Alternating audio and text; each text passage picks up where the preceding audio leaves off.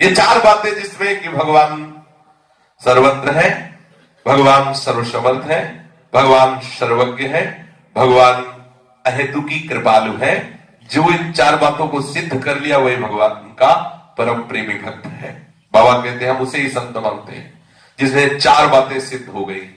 सर्वत्र भगवत दर्शन, सर्वशक्तिमान भगवान से अपनापन, भगवान की सर्वज्ञता पर पूर्ण विश्वास, भगवान हमें बहुत प्यार करते हैं, अहेतुकी कृपालु है। ये चार बातें अगर सिद्ध है तो वो संत है, ऐसा राधा बाबा कह रहे हैं। जो परदोष दर्शन करता रहता है, दूसरे की निंदा करता रहता है, कैसे परमार्थ का पथिक हो सकता है वो? बचने की चेष्टा करो। कोई कुछ भी करे, कुछ भी कहे, चुप रहो, तुम केवल अपने परमार्थ में चलो, किसी की निंदा मत करो। एक बात तुम देखो, तुम्हारा जीवन श्री कृष्ण के लिए है, तुम्हारा समय श्री कृष्ण की स्मृति के लिए है। बहुत जोर की बात है, तुम्हारा जीवन श्री कृष्ण के लिए है, तुम्हारा समय श्री कृष्ण की स्मृति के लिए है। ये स्वभावश क्यों एक दूसरे की निंदा, क्यों स्वभावश तुम एक दूसरे से झगड़ते हो, क्यों आवश्यक काम के बहाने भगवत स्मरण को छोड़ रहे हो? भगवान की स्मृति में जो अपने चित्त को जोड़ना, बहुत जोर की बात, बहुत जोर की बात। प्रभु की स्मृति में जो अपने चित्त को जोड़ता, पहले तो दो बातें कही है बाबा ने, ध्यान दीजिए, ये बहुत जोर की बात है। बाबा ने कहा कि तुम इतना समझ लो कि तुम्हारे जीवन का सार है श्री कृष्ण मिलन। दूसरी बात समझ लो, सबसे बड़ा काम है भगवती स्मृति। ये हमें अमुक काम करना है, अमुक सेवा करनी, अमुक कर्तव्य निर्वाह करना है, अमुक धर्म कार्य करना है, अगर उससे भगवत स्मृति छूट रही है, वो हमारे लिए सो सब धर्म कर्म जर जाओ, बिल्कुल सच्ची। इसीलिए सर्वधर्मान परित्यज्य, सर्वधर्म आदेश है, सर्वधर्मान परित्यज्य मामेकम शरणम। और शरण का स्वरूप है अनन्यश्चिन्तयन्तो माम, ये शरण का स्वरूप है। यदि आप भगवत स्मृति रख रहे हो तो देखो कितनी बढ़िया बात, सब लोग ध्यान से सुन लो। जो भी तुम्हारे पूर्व कर्म के अनुसार प्रारब्ध अमंगल करने आ रहा है, उस अमंगल प्रारब्ध की ताकत नहीं कि तुम्हें प्रतिकूलता पैदा कर सके। पहली बात, तुम्हारे अमंगल का नाश भगवत स्मृति से। श्री राधा बाबा कह रहे हैं तुम्हारा पूर्व कर्म प्रेरित करके आपके सामने अमंगल घटना पैदा करना चाहता है और आप भगवत स्मरण में हो, वो अमंगल घटना का नाश करके उसकी सामर्थ्य नहीं कि तुम्हें परास्त कर सके, वो भगवत नाम करेगा, वो भगवत स्मृति करेगी। दूसरा, ये जो बार बार विषयों में मन जाके तुम्हें अशांति पैदा करता है, क्लेश पैदा करता है, तुम्हें जलाता है, इस जलन से मन को शांत कर देगा भगवत स्मरण। दूसरा लाभ। तीसरा, आपका अंतःकरण निर्मल हो जाएगा। चौथा, आपके हृदय में भक्ति की शनै शनै धारा प्रवाहित होने लगी, बढ़ती जाए, सहत सहत बाढ़े भगति, धीरे धीरे धीरे आपके हृदय में भक्ति बढ़ती चली जाएगी। पांचवा, विशुद्ध ज्ञान, ब्रह्म सत्यम जगन मिथ्या, अपने आप भगवत स्मरण से जो भी बातें मन में जानने की इच्छा होगी वो सब ज्ञान आपको आ जाएगा। लोक परलोक योग भोग जो भी जहां भी। इसलिए देखो, अपनी मां का भी चेहरा नहीं देखा श्री सुखदेव जी ने, और भागवत में कौन सा ऐसा विषय है जो श्री सुखदेव जी ने वर्णन न किया हो? भगवत भजन करने वाले को कौन सा ज्ञान अछूता रह जाता है? अगर वो किसी सुंदरी के श्रृंगार का वर्णन कर रहे हैं तो ऐसा कर रहे हैं कि आप देख लो श्रृंगार की चरम सीमा का वर्णन कर रहे हैं, कैसी कमर, कैसे चरण, कैसे, और देखा नहीं अपनी मां को भी श्री शुकाचार्य जी ने, और भागवत में पढ़ के देख लो। विलासता का वर्णन करते हैं तो बड़े बड़े चक्रवर्ती सम्राटों को विलासता का वर्णन, बैरागी ऐसे कि लंगोटी भी नहीं पहने। ये देखो, कोई भी क्षेत्र अछूता नहीं होता जो भगवत चिंतन में तन्मय होता, हर ज्ञान उसके अंदर, क्योंकि भगवान ज्ञान समुद्र है, उनका जब स्मरण हो रहा है तो सब ज्ञान एक साथ प्रकट हो जाता है। छठा, केवल ज्ञान ही नहीं, छठा लक्षण, वो विज्ञानी होता। विज्ञानी माने अनुभवी। जो ज्ञान है अगर अनुभव नहीं तो वो थोथा है। ज्ञान के साथ विज्ञान का बहुत बड़ा महत्व है। अगर केवल थ्योरिकल है और प्रैक्टिकल नहीं तो बात बनी नहीं। हृदय में वो तत्व का बोध, हृदय में भगवदा आनंद, हृदय में विषयों पर विजय पाने की सामर्थ्य, साकार सच्चिदानंद प्रभु का साक्षात अनुभव ये विज्ञान होगा, निराकार सर्वव्यापी परम तत्व का बोध ये ज्ञान होगा। ये दोनों चीजें, ज्ञान अर्थात सर्वांतर्यामी परम तत्व स्वरूप से हमारे प्रीतम विराजमान, और विज्ञान अर्थात वही मंगल मूर्ति, वही सौंदर्य समुद्र प्रिया प्रीतम के रूप में हमारे हृदय में है, ऐसा उसको अनुभव होता है। और सातवां, लोक परलोक के समस्त भोगों से और सिद्धियों से भी वैराग्य ये भगवान नाम प्रदान करता है। ये भगवत स्मरण के प्रभाव से 7 बातें प्रतिपल बढ़ने लगती है। जो उपासक भगवत स्मरण करता है, आप भजन शुरू कीजिए, आप नाम जपना शुरू कीजिए, तो आप खुद देखेंगे। पूज्य श्री राधा बाबा के वचन। अब पूज्य श्री राधा बाबा के जीवन चरित्र की तरफ चलते। ये अमृतमय वचन इसलिए कि हम अपने जीवन को यदि महापुरुषों के वचनों से चलाएंगे तभी हम उस रस का अनुभव कर पाएंगे। और हमें तो बहुत आह्लाद हो रहा है कि प्रभु ने महापुरुषों के चरित्र कथन श्रवण करने का सौभाग्य दे दिया। एक से एक ये ऐसी महाविभूतियां, एक से एक वो गुप्त बातें परमार्थ की जान से त्रुटि हो रही हो, हम संभाल नहीं पा रहे अपने भजन को, वो सब बातें एक से एक सूक्ष्म बातें महापुरुषों ने छान छान कर हमारे सामने रख दी। जैसे आम का मधुर फल आम के सुंदर वृक्ष में ही लगता है, आम का मधुर फल बबूर में नहीं लगता। कभी कभी ऐसा भी हो जाता है, ये उदाहरण से विपरीत भी बात आ जाती है। कभी कभी ऐसा भी होता है कि धूर्तों के यहां महाभागवत का प्रादुर्भाव हो जाता है, कभी कभी महाभागवतों के यहां धूर्तों का प्रादुर्भाव हो जाता है। ऐसा भी बड़ा विचित्र है। महाभागवत ध्रुव जी के वंश में बेन का अवतार होना, साधु द्रोही हिरण्यकश्यप के यहां प्रहलाद जी का प्रादुर्भाव होना, कई ऐसी बातें देखी जाती है। पर प्रायः जैसे आम का मधुर फल आम के सुंदर वृक्ष में ही लगता है, ऐसे ही किसी महान संत का आविर्भाव महान संत परिवार में ही होता है। संत जीवन की महान गरिमा की अभिव्यक्ति के लिए परिवार का संतोचित वातावरण आवश्यक पृष्ठभूमि का कार्य करता है। महाभाव निमग्न श्री राधा बाबा का आविर्भाव बिहार प्रदेश के मिश्र जाति ब्राह्मण परिवार में हुआ था। मिश्र जाति बिहार प्रदेश के गया जिले में फखरपुर ग्राम है। फखरपुर ग्राम, स्वामी महाराज गए हो आप? हाँ, फखरपुर ग्राम है जो सोनभद्र नदी के तट पर है।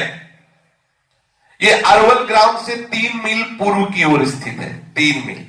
इस ग्राम का ये मिश्र कुल अपने साधुता एवं श्रेष्ठत्व के लिए आसपास के अनेक ग्रामों में बड़ा विख्यात रहा है। इस संत परिवार के आस्तिक सात्विक वातावरण में श्री पूज्य राधा बाबा का आविर्भाव हुआ। ये सभी के लिए ग्राम वंदनीय है, कुल वंदनीय है, क्योंकि ऐसे महाभागवत का यहां प्रादुर्भाव हुआ।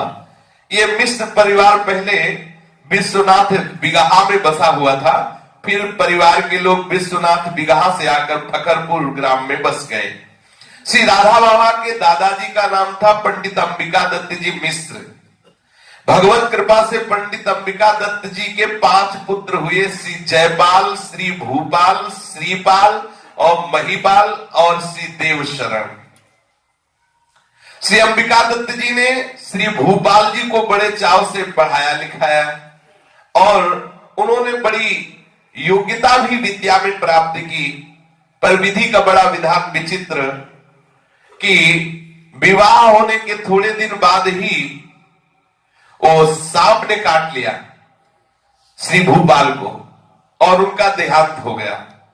इतना पढ़ाना लिखाना इतना सब, तो अंबिका दत्त जी को बड़ा क्षोभ हुआ कि इतना सब करने के बाद सांप ने काट लिया और वो पधार गए। उन्होंने निश्चय किया किसी पुत्र को पढ़ाना ही नहीं है, ऐसा मन में विचार किया। अंबिका दत्त जी के पुत्र जो श्री महिपाल जी, यही पूज्य राधा बाबा के पिता का सौभाग्य प्राप्त किए, यही पिता है श्री महिपाल जी। महिपाल जी के हृदय में बचपन से ही वैराग्य के भाव तो उठ ही रहे थे, इसलिए उनके मन में था कि थोड़ा तो हमें विद्या पढ़ने को मिले जिससे हम समझ सके शास्त्र क्या इशारा कर रहे हैं।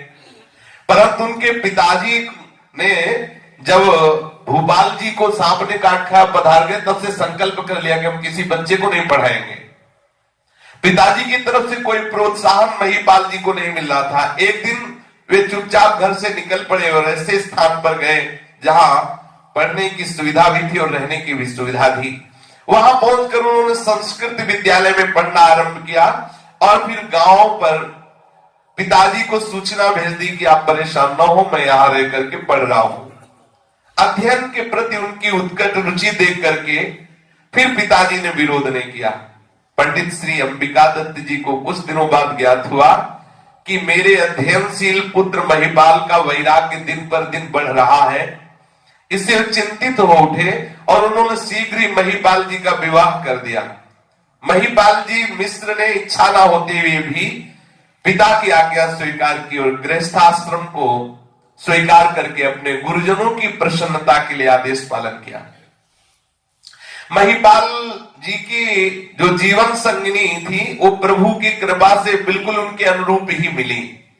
जिस प्रकार पंडित श्री महिपाल जी अपने सात्विक विचार, आस्तिक मति, अगलुष आचरण, निष्प्रिय जीवन के कारण सभी के लिए श्रद्धा के पात्र बने थे, उसी प्रकार उनको जीवन संगिनी भी मिली जो धर्मनिष्ठ, पातिव्रत धर्म का पालन करने वाली, साधु सेवा परायण, सर्व हितैषिता, पर दुख कातरता, जनवत्सलता, हितपरायणता, ऐसे ऐसे महान सद्गुण उनकी पत्नी में भी थे। संत सेवा के समान ही श्री मिश्र जी की जीवन संगिनी को भगवत उपासना भी प्रिय थी। कुछ गांव में ऐसे घर होते हैं एक दो कि उस गांव में संत जाए तो वहीं भेजे जाते हैं, बोले उनके यहाँ चले जाइए। कोई भी साधु महात्मा जाए तो वहीं भेजे जाए, ऐसा गांव में होता है। सब घरों में साधु महात्मा न टिकते हैं न टिकाते हैं। कुछ ऐसे होते हैं एक दो घर भक्तों के जहां भेज दिए जाते हैं, उन्हीं के यहाँ चले जाओ। ऐसा ही था इनका। जहां आसपास से कोई संत आए तो उनको भेज दिया जाता था। इन्हीं के घर में इनकी पत्नी जितना संतों पर श्रद्धा करती थी वैसे ही भगवत उपासना में उनकी रुचि थी और जीवनोपार्जन के लिए पुरोहिती वृत्ति थी। पर पहले के जो पुरोहित होते थे वो गरीब होते थे, क्योंकि वो कभी फीस नहीं रखते थे कि भाई कुंडली देखी तो इतना रुपया, सत्यनारायण की कथा तो इतना रुपया, ब्याह का कब भी नहीं, ऐसा नहीं। हमने देखा है ब्राह्मणों का यही है, घोर पवित्र तपमय जीवन और अयाचित जीवन। जजमान ले गया, मन आया तो पंजीरी चरणामृत ही दे दिया, उतले से प्रसन्न होके चले आए। मन आया तो 100 रुपया दे दिया, 2 रुपया दे दिया, तो गरीबी रहती। हमने देखा है कभी ऐसी मांग नहीं थी। अगर कभी ने पूछ लिया कि महाराज आप कितने, तो बहुत डांट देते थे कि आप क्या समझते हो, हमें बेचते, ऐसा था। और अब बिना बेचे बात नहीं बनती। अब तो है कि तय पहले कर लो, प्रोग्राम चाहे मतलब अधूरा हो लेकिन दक्षिणा पूरी होनी चाहिए। इसीलिए पहले के ब्राह्मण तेजस्वी और तपस्वी और बहुत धर्मनिष्ठ होते थे। तो इनके घर में पुरोहिती वृत्ति होती थी, इसीलिए निंदनीय कहा गया है पुरोहिती वृत्ति को, यदि उसमें व्यापार भावना कर ली जाए तो।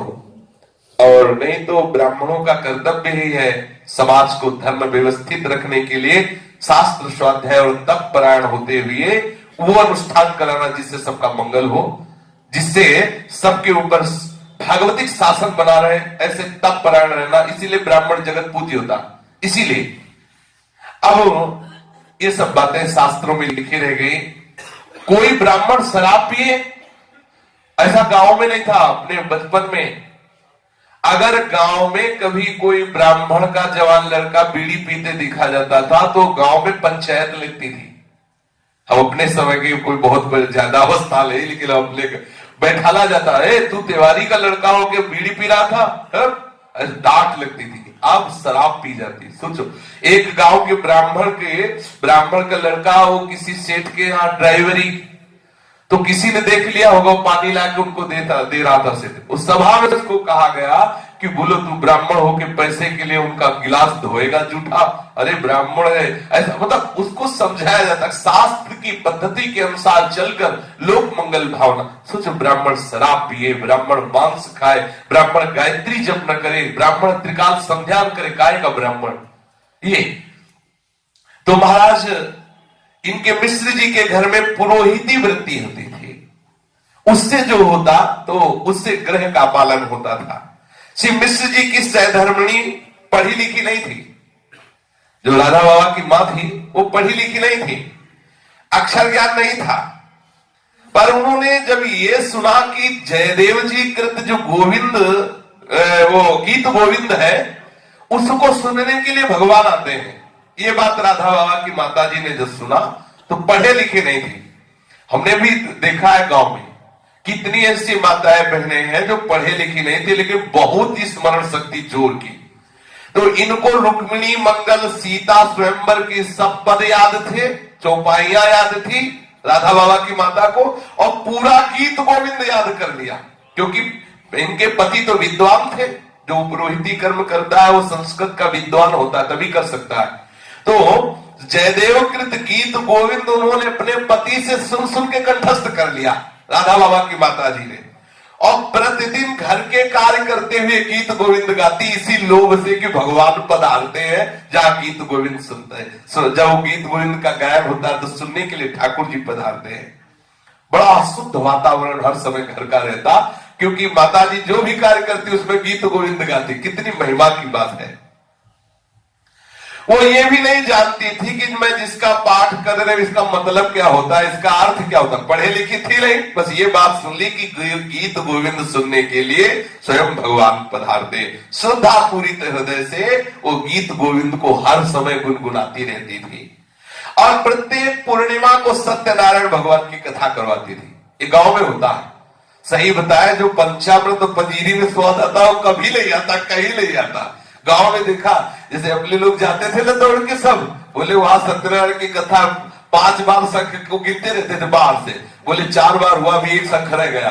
जहां 5 शंख बजे मतलब 5 अध्याय हो गए, दौड़ के पहुंचे, और ऐसे चरणामृत हाथ में मिलता था, पंजीरी इतने से, इतना स्वाद की लाइन बदल के फिर दोबारा उसमें जाके तब लगता कि लीटर 2 लीटर अगर पंचा, और घर में बना लो तो नहीं मिलेगा, वो स्वाद वही मिलता था, भगवती यश का प्रभाव।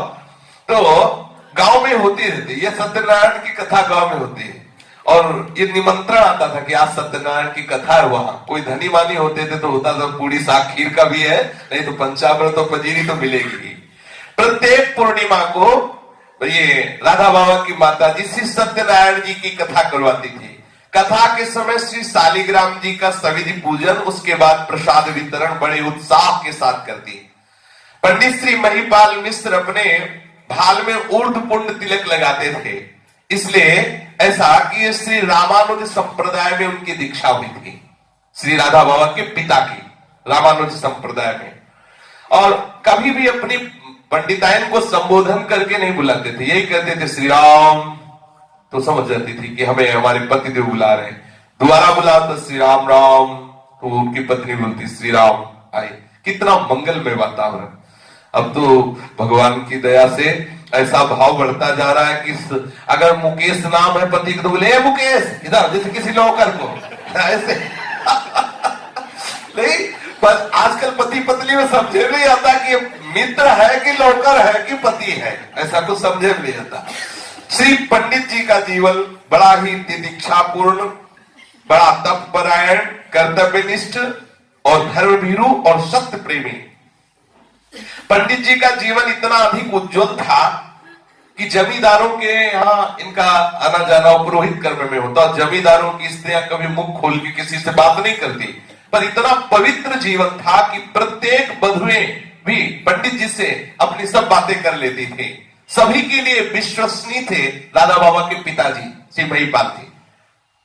समस्त संभ्रांत परिवार की कुल वधुओं को ऐसा अवसर मिलता है इनके समीप बैठकर अपना दुख दर्द निवेदन करने का, उस दुख से बचने का उपाय आदि आदि।